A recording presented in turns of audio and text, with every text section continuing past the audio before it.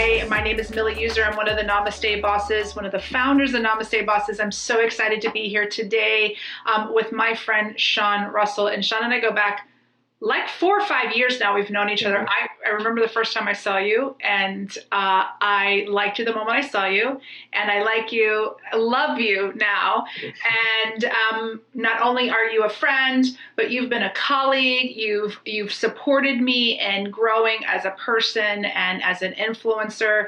And so when we decided to do Be Your Own Boss, I was like, I want to call Sean Russell because he's up to so much stuff, and I watched you really step into being your own boss, not just figuratively, but also like literally. And I would love to hear a little bit more about it. So tell the people who are watching and listening a little bit about you and maybe why they're going to want to listen to you.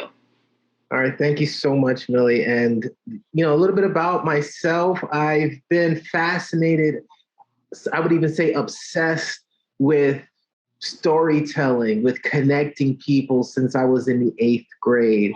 And, just that awareness put me on a path where I had a lot of great opportunities. Coming out of high school, one of my first jobs out of high school was being a webmaster for the Miami Marlins, and worked with MTV and NBC. And it's just, I've been able to have these sort of experiences throughout my life that have grounded me in where I want to be today.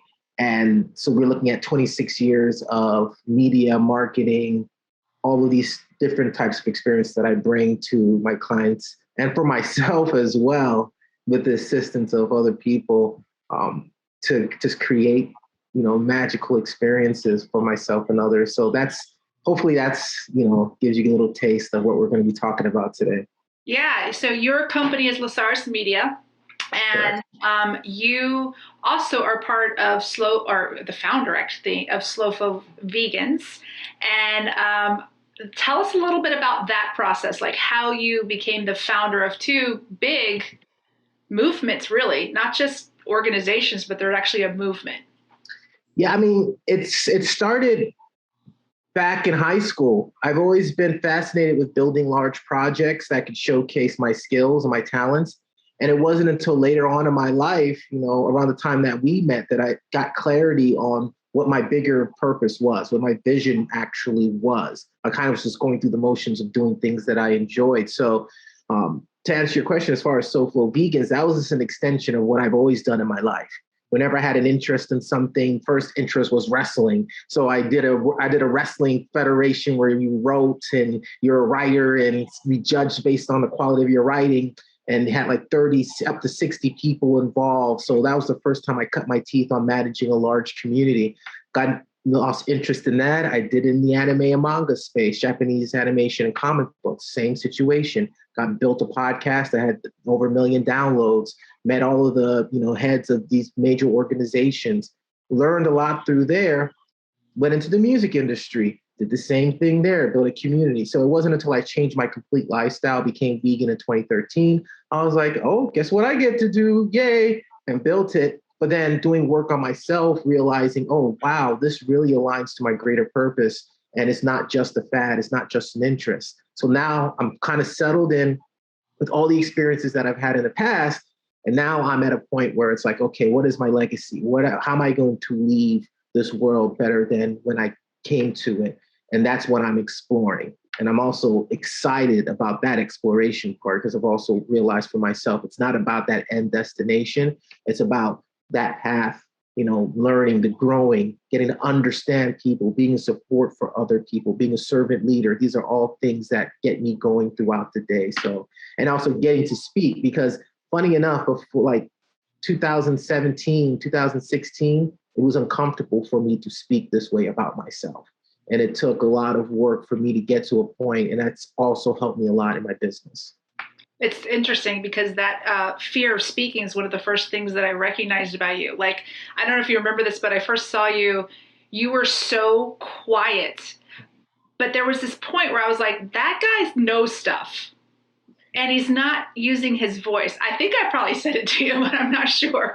But I was like, he knows stuff, but he's like not saying stuff. And to see you today And to hear you talk about vision, like literally, like I like get a little like, oh, there's my baby right there growing up. Because that for me also was the key. Like I did a lot of stuff and I was able to build programs and I'm a problem solver too, and I like to build cities kind of like that's my thing. I like that.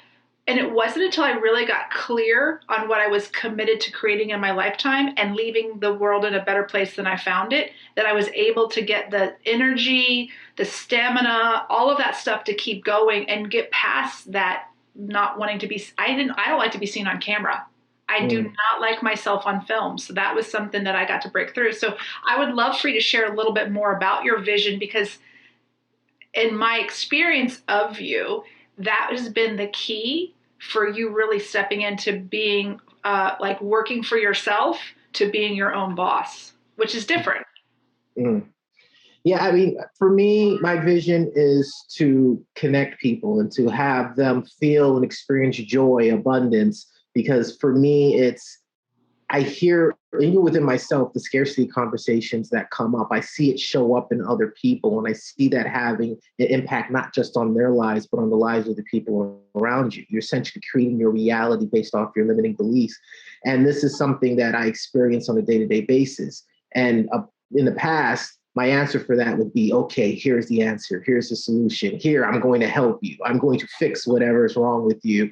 And now I'm come to a place where it's like, okay, if I want to see that change, it's cliche, but things are cliche for a reason. If I want to see, that change within the person that I care about, I get to be an example of that. So that constant work on myself is part of that vision.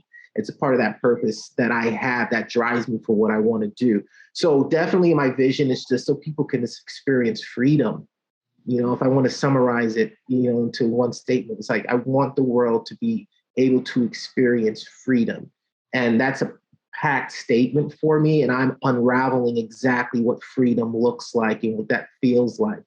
And because, yeah, I'm going to leave it at there. I'm going to put a little period on that. Well, let me ask you a question. So if you were to define in this moment your experience of freedom, what does that look like? So what that looks like is the ability to choose your destination in life. That's having the financial stability, having the emotional support, whatever it is you feel that, is missing, being able to create that without having to lose something or lose yourself. So it's different for everybody. For myself, that's the ability to generate revenue off of an idea. It would be able to, somebody's in having financial difficulties, being able to support them and not have my own stuff come up and shape and move me in different directions that I don't want to be moved. That's that freedom of abundance, that freedom of, and it's not even just financial. It's being, if you want to go on vacation next week, being able to go on vacation next week and not have to be held back by someone saying no or having gatekeepers, if that's what you want. So for me, that's what freedom looks like. And it's for me, it's like a never ending quest that kind of keeps gas in my car. I love that idea. I can see the visual of the gas in the car because when we talk about, the difference between working for yourself and being your own boss, when you work for yourself, you still are held by this idea that if I don't earn it, it doesn't come in. And that it could be limiting at times. It's scarcity. You talked about scarcity, the scarcity conversation, and the shift I hear in you, where you're talking about I'm the generative force behind it. I'm the one that's creating it. It's from an idea. So there's always an opportunity. I don't have to. Now it doesn't. And I'm going to ask you this question because this is what comes to mind. I want to be clear with the people watching. This doesn't mean you get to not be your word about things. It doesn't mean that if you have a client that you have an agreement with that you get to hold those agreements. It just means that nobody owns you. You own the flow. You're the one that's generating all of the experience. So when it comes to money and time, which are the two things that I think people get hung up on when they first step into entrepreneurship. They don't know how to really manage their money or their time, and they don't have anyone behind them. So I'd love to hear from you because you've broken through that. And I'd love to hear from you how you did that, like how you broke through that money and time conversation with nobody telling you what to do. Yes. So I've had to take a deep sigh for that one. It's like, oh, the best. All things coming up. You didn't take anything off the table, so I'm asking it all. No, it's great. I love it. So for me, it was taking huge chances. You know, it started. So good. I'll get to share this story. So before I decided to become a full-time entrepreneur, I had my dream job. I've spent over 12 years working with children, doing media production for multiple businesses, climbing the ladder in the educational, I won't say industry, but in education, to the point where I became the district webmaster for Broward County Public Schools. Allowed me to touch every single school, allowed me to, work with every single tech in the district, work with the superintendent, the board members, all that. Then I started to go to some courses, not courses, but accountability groups and what have you in the area. And one of the challenges was, write out what you want and we'll hold you accountable. And for me, I said, you know what I really want to do? I want to be a full-time entrepreneur. I don't want to work for anybody else because I feel stifled. I felt the weight of a huge bureaucratic system. So I made a declaration that I would resign within 100 days of, I essentially challenged myself and I documented it. I did everything to make sure that I didn't back out of it. And a little bit before the 100 days, I put in my notice. Remind you, if you know anybody that works for the school board, it is a really hard job to leave because you get, pretty much full health insurance, a lot of benefits. Lots of comfort. So when I did that, it was like, okay, here we go. Let's see what happens. And then that month, but I did have a little safety net. I didn't have a lot of money saved up. I was kind of just going off of like, okay, well, I'm just going to drain my retirement, but I'm going to reinvest that into my business, and that will eventually become my retirement. That was my thinking. So, but I wouldn't get the money until November. So I just had to figure it out. I still was running Lesaruss Media on the side. So I had little jobs here and there. I hit a point where I had like no money and then, can't make this stuff up. I went in to my mailbox and there was a settlement check from something for almost the exact amount I needed to hold me over until I received my retirement. And then around that time I received my retirement, and this is not crazy, it's the amazing thing I authored, was that's when I met you for the first time. I went through that course and I wouldn't be able to do that work unless I had the retirement. I had the money from my retirement. So that kind of springboarded a lot of things. Soulful Vegans was in development during that time. It was like launched it in May of that year, and we're talking December. So I struggled. Short stories, I struggled. I was figuring it out. I didn't have all the answers for I still don't have all the answers, but I didn't know what to do. But I started to reach out, getting mentors, people speaking, a lot of people in the group, in the ML and the things that we did supported me. And I'm at a point where the biggest lesson that I learned and how I feel I've kind of turned the corner is the realization that anything I don't know, there is someone that does, and I get to find them. And that has kind of changed the game for me.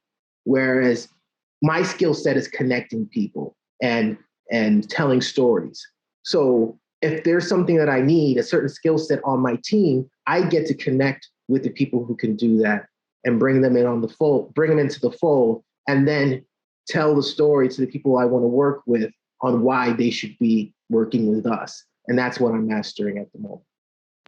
That's great. You tell me all the time about you've been the one that's really been with me. Like you get to have a creative assistant or you get to have a personal assistant, Millie, and I watch you because that's so true. In that I have a creative genius that works for me, and that doesn't work for everybody in the world. So fortunately with Namaste Bosses, there's 3 of us that work on it full time. So we have opportunities that if one's great at copy, someone else is great at graphics, I like to talk to people. It really works. And as we grow, we know like having a team of people around you and the attraction. I love what you talked about because when you got clear, and I watched you do this, when you got clear about what you wanted to create, all of a sudden people started coming to you. And that was the cool thing to watch. Like people were like, hey, I want, and pick up the phone. And I just want to highlight one more thing about the check that came in the mail. I will say this let me ask you that question. What do you think for people, because I think a very scary thing for most people is to leave the comfort of a 9 to 5 job. And we're not saying you need to leave the comfort of a 9 to 5 job. We're saying you could be your own boss in a 9 to 5 and to really generate revenue, time, and under your own purpose. Like there's some fears that go along. How do you think that you were able to surmount those fears so that you could create openings for things like checks to show up and people to show up? It's from falling flat on my face and then getting up and realizing, okay, that didn't hurt as bad as I thought it would hurt. So yeah, I wasn't afraid of the worst case scenario I had in my head. So, and it happened, being completely transparent. And after that, it was just kind of like, you know what, I'm going to figure out how to keep this dream alive. I put the vision of what I wanted to do ahead of myself, which isn't always advised. You want to do self-care. You want to make sure you're in a, you have the oxygen mask and everything. But that's where my headspace was at. It was like, there is no second option for this.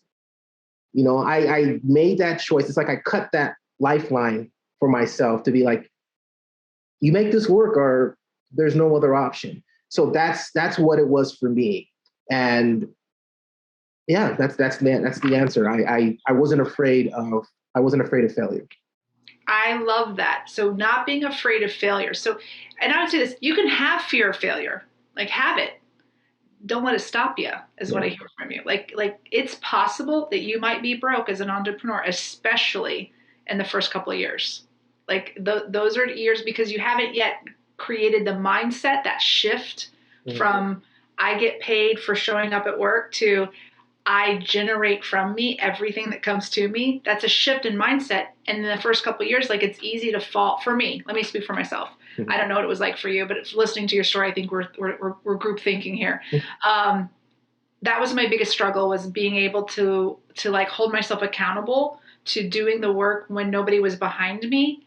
And then not stopping when I got the check, because what could like I would get paid. I'd be like, it's always coming like this from here on out. And then, and then you'd have to bring yourself back at, and I don't know, I failed probably at 5. Well, you were with me one time. I had nobody show up at a workshop. So like, that can totally happen. But I probably had 5 failed businesses. I'd love for you to share a little further about your failures so that we can neutralize them for the people listening. Okay. Love this. Woo-hoo. All right. So, so one of the things I will pick up from that course that kind of got me, I'll give them a shout out. They're called Accent, and they're in Miami and Broward. Amazing. Dynamo. His name is Dynamo. Amazing individual. He has a thing called learning. So I just want to put that out there. So it's failure, but learning, which is essentially you're learning lessons from the failure. So I just want to put that out there because I always have that in the back of my mind when I think of failure.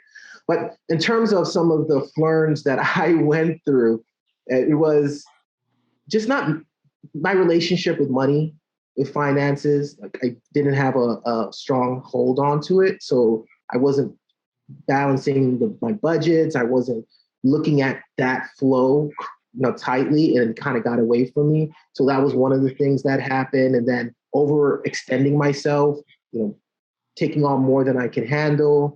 That also put me in situations where I wasn't in excellence with everything that I was doing. And that showed up, that manifested as, other things that kind of put me in tough situations. So, and that happened a couple of times. It took a couple of times for me to really reflect and be like, okay, these are I'm going to pinpoint what I can add and how can I improve on what's going on. So, those are basically the situations, just those conversations I had in the back of my mind that I carried over into adulthood with money. and not really reconciling that. So it wasn't until I was able to really look at that, and I'm still going through situations, where I can continue to learn and grow. But the difference between then and now is that I'm clear on what I get to do in terms of being that generator, in terms of not having those conversations control my actions. And I'm also, like you said, seeing the team show up, seeing people that I've recognized for years. And this is another thing I'm starting to trust. It's like there's certain people, and I'm speaking for myself, like certain people, when I see them, there's something about them that just resonates, like vibrates on a certain level. And I don't know what it is. And it's like 3 or 4 years later that individual shows up in my life in a significant way. And I make up that it's because it already happened. That whatever happened that I'm feeling happened, and I'm vibrating because it was such a powerful experience, a powerful situation with that individual. So whenever I see that happen in my space, it's like, okay, let's see how this person shows up later on in my life. And I want to say you were one of those people for me. Oh, thank you. I feel the same way about you. We talk about this in manifestation because we say manifestation is predictable. That's a Namaste Boss. Like, manifestation is predictable. It's that we don't listen to it, and we make it. We are also like an inevitability almost. We ignore certain things, and what you're talking about there is one of the things we talk about is like the frequency of a person.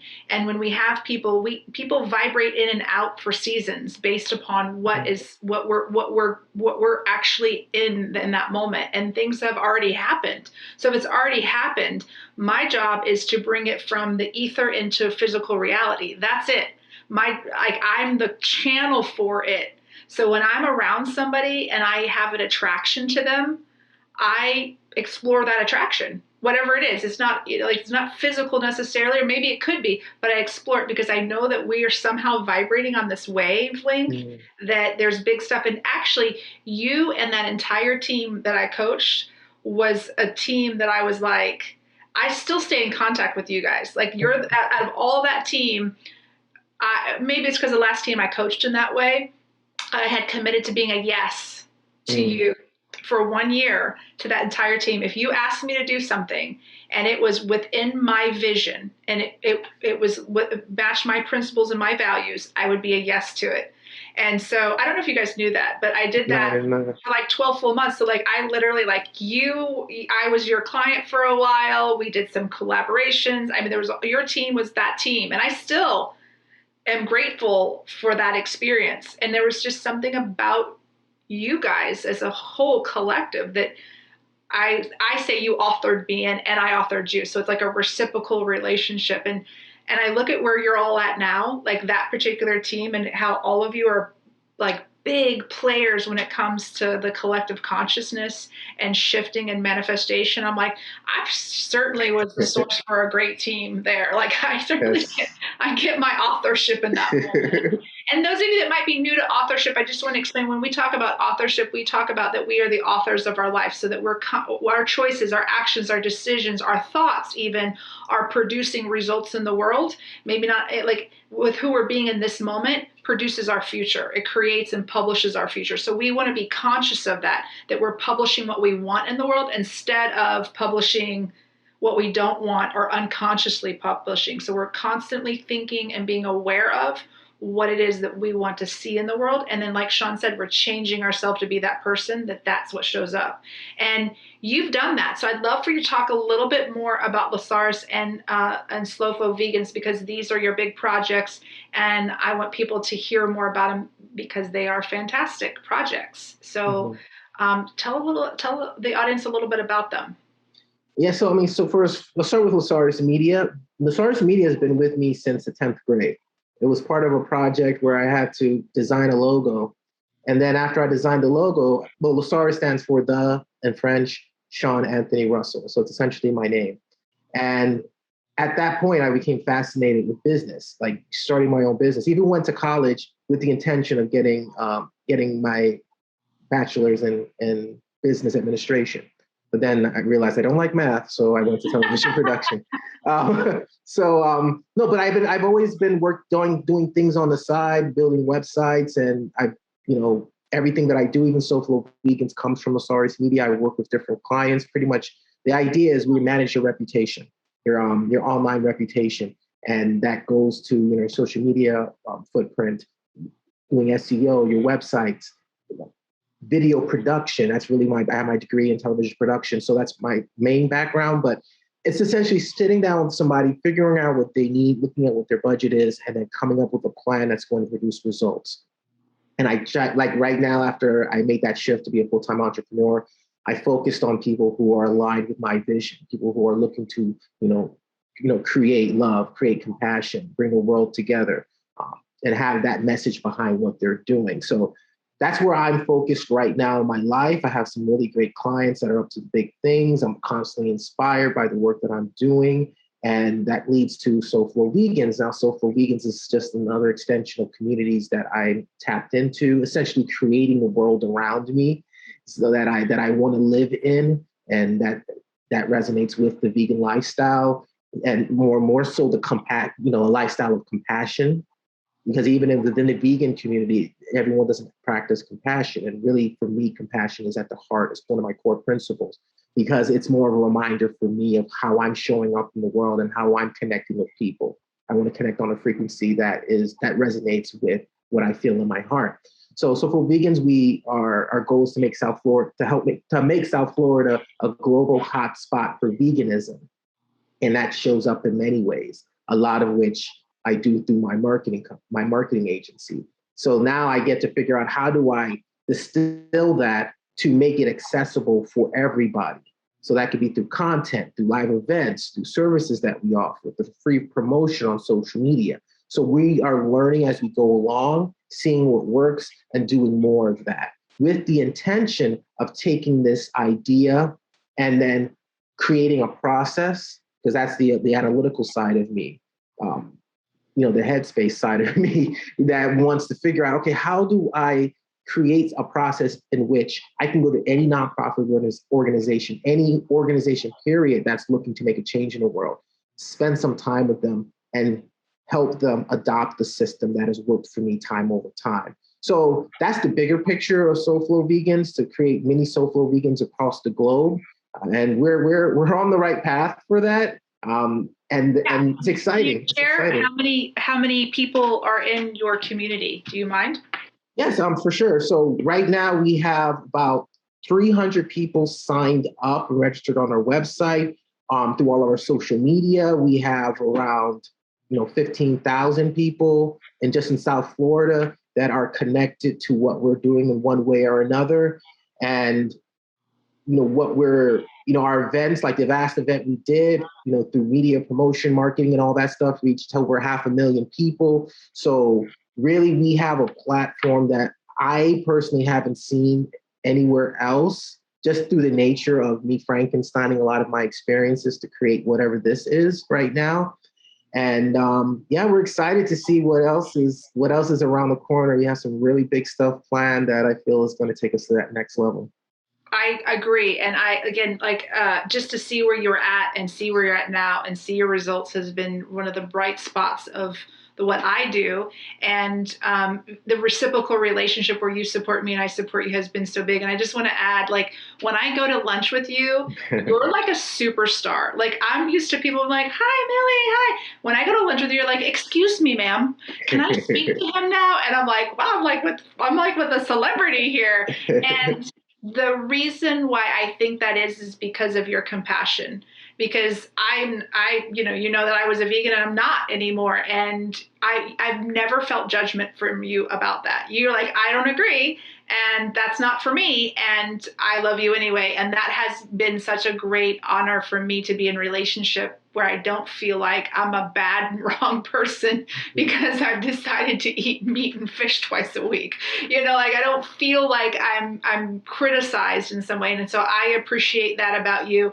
And it actually makes me consider going back to it much more often than when someone comes at me with there's iodine in that fish, or like I'm like, so thank you for that. And keep up the great work that you're doing, both with Lesaruss Media and with Slowfo Vegans and all of the communities that you work in, because they are you enrich every community you're in. And I didn't even share with them about your rapping, which they're gonna have to check you out. And if you haven't met Sean, reach out to him. He's very accessible. We will be sending out some links for you so that you can reach him and learn more about what he does. He's an amazing be your own boss, an amazing entrepreneur, and all around human being. So thank you, Sean. I love you. I appreciate you. And I cannot wait to the next time that we can go have a tofu taco somewhere and some French fries. So thank you, thank you, thank you. And with all of you, I appreciate each and every one of you for listening. Again, this is Millie User with Namaste Bosses. And this was Sean Russell with Lesaruss Media and Slowfo Vegans. Have an amazing rest of the series.